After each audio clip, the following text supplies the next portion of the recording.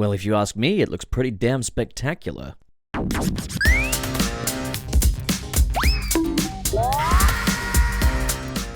After what seems like one of the most bizarre trailer launches I've ever seen, we have the Spider-Man Brand New Day trailer. Seriously, releasing the trailer in bits across a barrage of social media accounts? Well, Tom Holland ain't lying, that's certainly unique. I don't think it's going to be for everyone, though.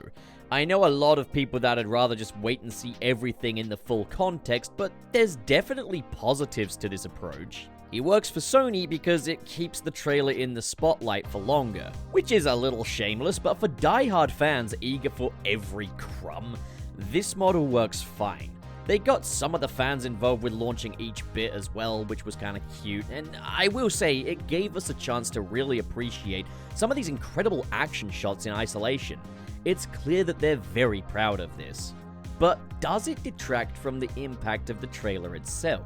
I guess it depends who you ask. I'm one of those Spider-Man fans that's eager to see every little detail in advance, so yeah, this kind of worked okay for me in the end. Onto the trailer itself, the major theme of this trailer is rebirth, as this is effectively a soft reboot for MCU Spider-Man, as since the erasure of Peter Parker from historical record, his entire life dynamic has completely shifted away from the dynamics of the John Watts trilogy, but in a way that does feel complementary to those previous dynamics. How Spider-Man isolates Peter Parker from the life he wants is very lightly explored in the previous films, but it wasn't the central focus like it has been for many other Spidey stories.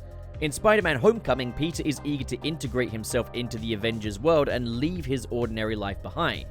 Here, being Spider-Man is all he has, and a key thing this trailer showcases, hell, what it leads with, is that Peter Parker doesn't really have anything left, but as Spider-Man, he's adored by the city and has lots to throw himself into. I love this juxtaposition between Spidey on the TV accepting the key to the city versus Peter Parker with this meaningless, worthless key. I mean, it is funny. It's not like New York has a massive door on it or like you didn't have access to it before. The Spider-Man identity posing a less challenging dynamic to Peter in the John Watts movies was a bit of a bone of contention among die-hard Spidey fans. And while you will find a lot of bad faith arguments, i.e. the Iron Boy Jr. nickname, there were some perfectly valid points, even if I didn't entirely agree with them.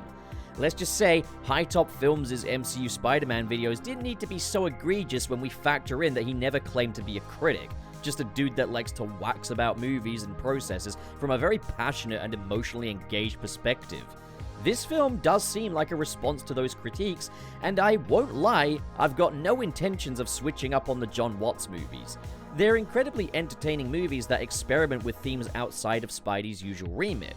I think, though, this change only really complements that, as we've gone from oddball genre pieces that showcase a smoother life for Peter in his younger years before the crushing reality of his sacrifice sets in this movie here. We have an understanding of what he's lost rather than him just being inherently a loner. So while I am glad that they did listen to the critiques of the previous movies clearly, I also can't really say I'd change the previous movies. Not in any big narrative way anyway. We've also got more relatable struggles for Peter, such as just how fucking impossible it is to build connections with people in the big 2026.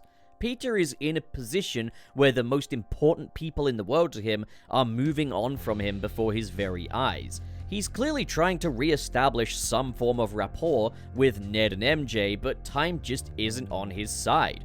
Is that Paul? I'd respect the balls on them if that dude is called Paul.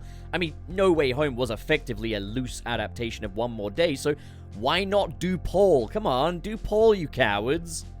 Hey, where'd everybody go? And there has been the burning question of should they bring back Ned and MJ. They were a staple of the Home trilogy, and Peter sacrificed his life with them to save the universe. And save maybe his worst enemy in the process. See, as I say, I'm not switching up on the John Watts movies. And it's like that Toy Story 3 thing of like, we got a conclusion here that we all kind of accepted, so is it wise to even reintroduce them? But at the same time, I think it's actually fair game with the dynamics that they've established here. If it were as simple as Peter just being like, oh, MJ, we're dating, I love you again. Like, sure, different story, but viewing your old closest friend's girlfriend, love of your life, as complete strangers to you is going to play beautifully into the theme of isolation. As for his life as Spider-Man, well, that's looking more and more exciting by the second, but all the more dangerous. They established that the Punisher is clearly at odds with Spidey. I like how Spidey kind of talks down to Frank, and yet it's so clear how these two differ.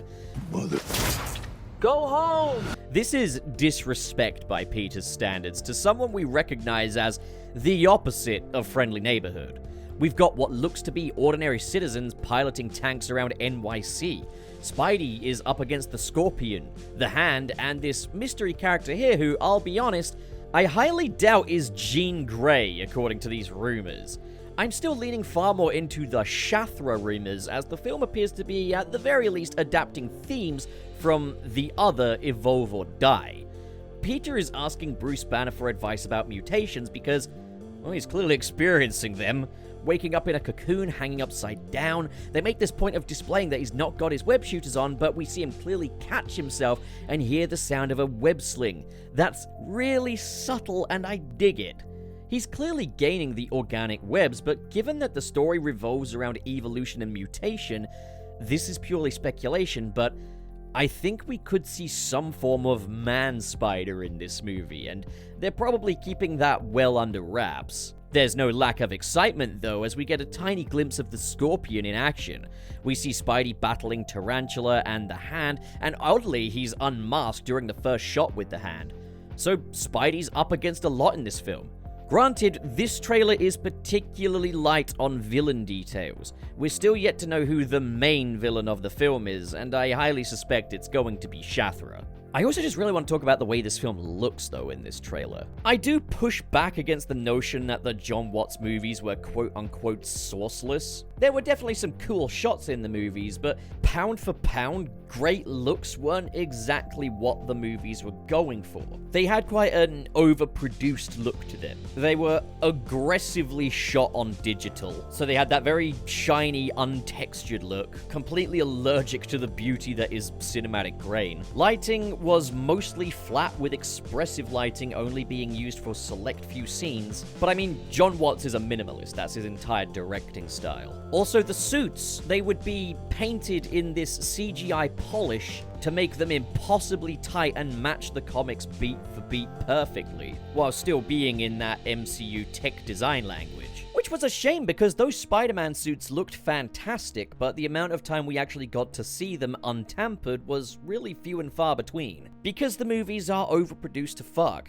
any slight imperfection gets painted over in post, when imperfections make up a film's identity. It serves as a reminder that people made this, and that's more valuable than ever now. I'm not gonna say the movies looked bad or anything, but I wouldn't say they looked up to par with, say, the Raimi trilogy or the first Amazing Spider-Man. Amazing Spider-Man 2 looked pretty, but it was quite inconsistent. So Brand New Day has a new director. We've moved away from the minimalism of John Watts for more of a kinetic, energetic, and experimental approach from Destin Daniel Cretton. And I did like John Watts' style. It worked, I enjoyed it. I just don't gravitate towards minimalism as much. It's why those movies didn't land as hard as, say, the Raimi trilogy. The difference going from John Watts' minimalism to Destin Daniel Cretton's intimate but also more kinetic style is just night and day. I'd say, in my personal opinion, this is a huge upgrade visually from the previous MCU Spider-Man films. While shots in the John Watts trilogy showcased more locales and celebrated much more of Queens,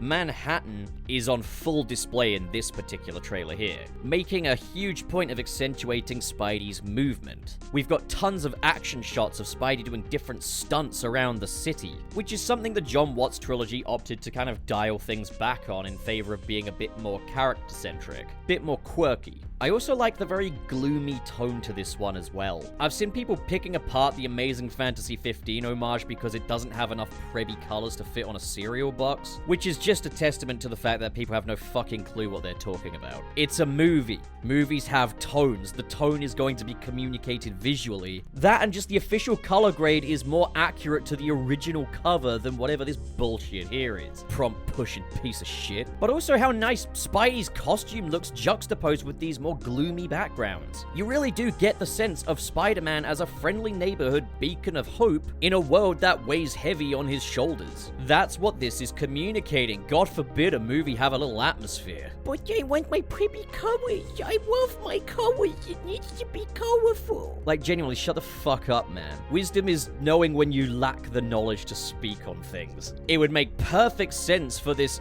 foreboding story about Peter's impending evolution while he's completely isolated from everyone he's ever loved to look like a bowl of fucking Fruit Loops, sure. I just really, really love what Destin Daniel Cretton's cooking here. It feels like this is a director that's been waiting his entire life to do Spider-Man. You've got that incredible shot of Spider-Man just effortlessly slinging himself off of a building, going into a freefall as it zooms in on his lens, revealing his eye beneath the lens, looking like he's cranked with adrenaline. That is so cool. They're just having so much fun just having him launch off of buildings and shit. It's so cool. He's swinging around the city and there's explosions going off. There's this shot of his spider sense acting up. They even show that while he is honing his abilities, getting more powerful and more skilled by day, he also still makes some clumsy mistakes, such as smacking into the side of a bus, or swinging a little too low and scraping his ass on a building. And the suit.